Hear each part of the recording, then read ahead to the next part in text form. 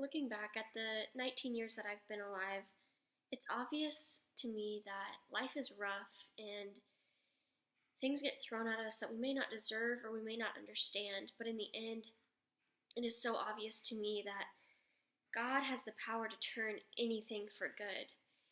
And so, growing up, I grew up in a family that we went to church together.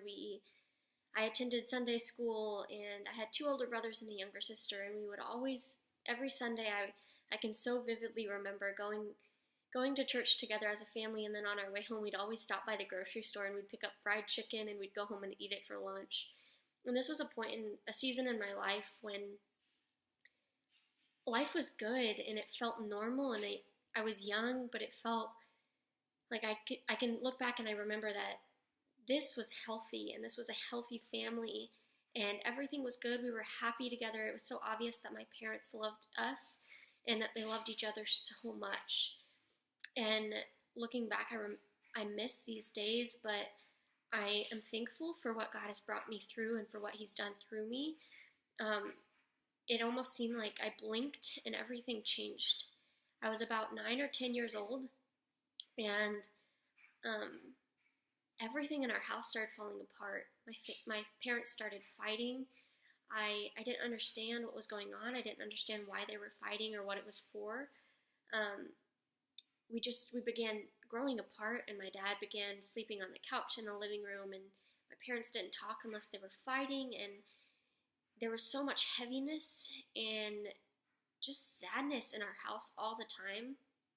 And to this day, it is that way. My parents are not divorced, but they act like they are. And this was such a hard time for me because as my parents started fighting and they grew apart, we didn't go to church together. We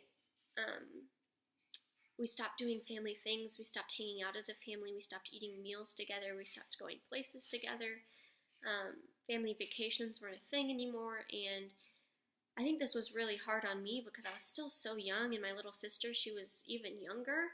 And so I think looking back, this was just such a hard time for us all. And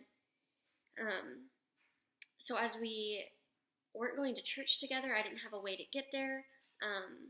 I would say that I definitely still knew the Lord in this season, but I wasn't really living for Him because I didn't know what that meant. I didn't know how to do that. So we definitely grew apart, and it almost came to a point where I really didn't have a relationship with Him. I knew He was real. I knew deep down that He loved me, but in this season it didn't really feel like He was for me because I was battling all of these things with my family, and I didn't really have anybody to run to, and I didn't really know that He was someone that I could run to and that I could look for guidance and comfort in. And so it wasn't until I started driving when I turned 16 years old that I began to go to church again. Looking back on this, I don't really know why I went. I was very shy growing up. I didn't talk to anyone. I didn't like to put myself out there. I didn't like to initiate the conversation. And so how I got myself into the car, drove myself to church, and went in alone, not knowing anybody, because it had been so many years since I'd been there. I can honestly say that was definitely a prompting of the Holy Spirit, because I don't think I would have done that on my own. But I began attending youth group, and then I began attending Sunday service on my own. And then eventually I started serving in the kids and getting super involved. And this was such a pivotal moment for me because I was growing closer to God and really getting involved in the church and seeing what that meant and what it meant to really live my life for Him. And our youth pastor at the time, he was a super cool guy, but I had never really connected with him. And he announced one Wednesday night that he was actually leaving and going to work at another church several hours away. And so this was kind of hard because I was kind of getting involved in this youth ministry, and then the youth pastor was leaving. And so that was kind of a battle that I had to face of how do I stay present? How do I stay here when the one person who's like been there and I've learned underneath, he's leaving. And so this was hard, but then we were told that they were hiring on a new youth pastor who got her degree from SAGU, and she was a worship leader, and she was such a cool just person in general. And so she was hired on as our youth pastor. And the first time that I really connected with her was at our winter retreat in 2015, I believe.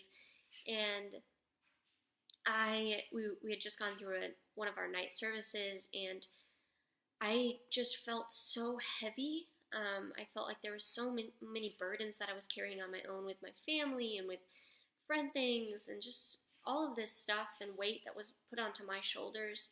And then Callie, as she came on as our youth pastor, and she saw me in that moment, and she came over and she prayed over me, and I lost it. And this was the first moment that we really connected.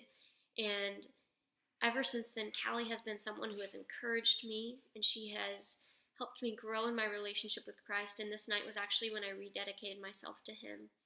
I remember her just pouring life into me. I remember her believing in me when I didn't believe in myself, and when I didn't believe that I could do it.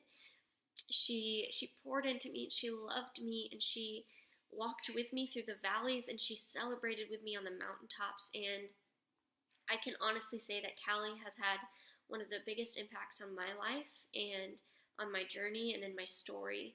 And so this was throughout my high school years. And so as I got into my junior year and going into my senior year, I was really struggling with finding my purpose. I was struggling with, am I called? Can I do anything? Will I ever amount to anything? Will I always just let people down?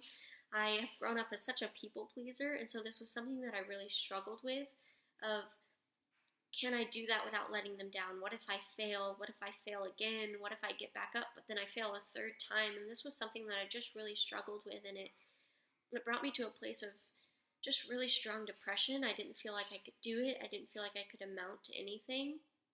And it was a season of my life where I really began to shut everyone out. I had mentors coming into my life. I had such great godly friends who would come into my life, but I would shut them out. I would shut my youth pastor out.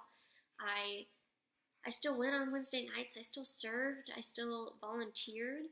But when it came to my personal health, my spiritual health, I shut everyone out, and I tried to do life alone. I had so many questions, so many doubts, so many what ifs, so many whys, and instead of running to someone who had so much wisdom for help, instead of running to God with these answers, I tried to find the answers all on my own, and this led to a place of more depression and more questions, because in the end, I didn't have the answers. I didn't know the answers, and so I found myself doing life alone. But when I look back on it, I can tell that God was in that season, because He surrounded me with people who came up beside me. They threw their arm around my shoulder, and they reminded me that I didn't have to do it alone. And this was such a pivotal moment for me in life, because it showed me the importance of community. It showed me the importance of doing life with people, because I believe that is truly what God created us for. That's why He created Adam and Eve, because He wanted them to do life together, because we are not meant to do life on our own.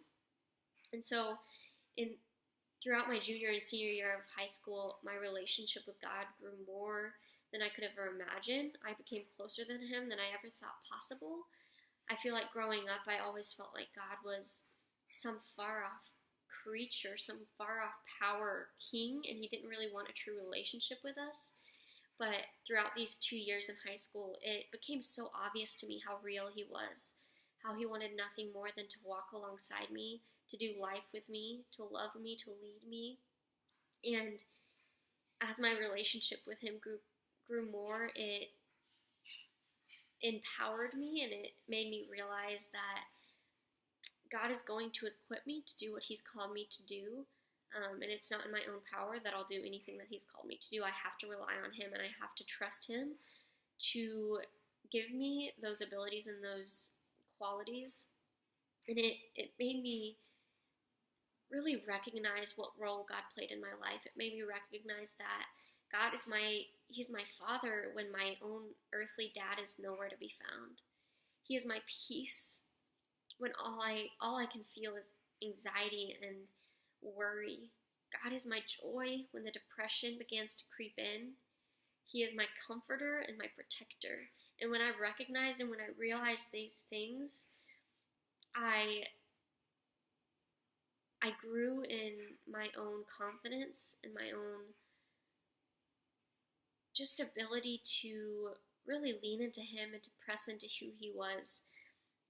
And when I realized that the enemy is real and he wants nothing more than to take us out and to put obstacles in our life that he believes will steer us away from what God has called us to do and from our relationship with God. But I had to realize that God is stronger, that he is more powerful and he is bigger than anything that I face, anything that this life may throw up against me. And when I realized this and when I grabbed a hold of this truth and I began to live by it, I can honestly tell you that there was nothing that made me want to turn back or to turn away from that. But instead I wanted to run more into that. I wanted to run closer to that.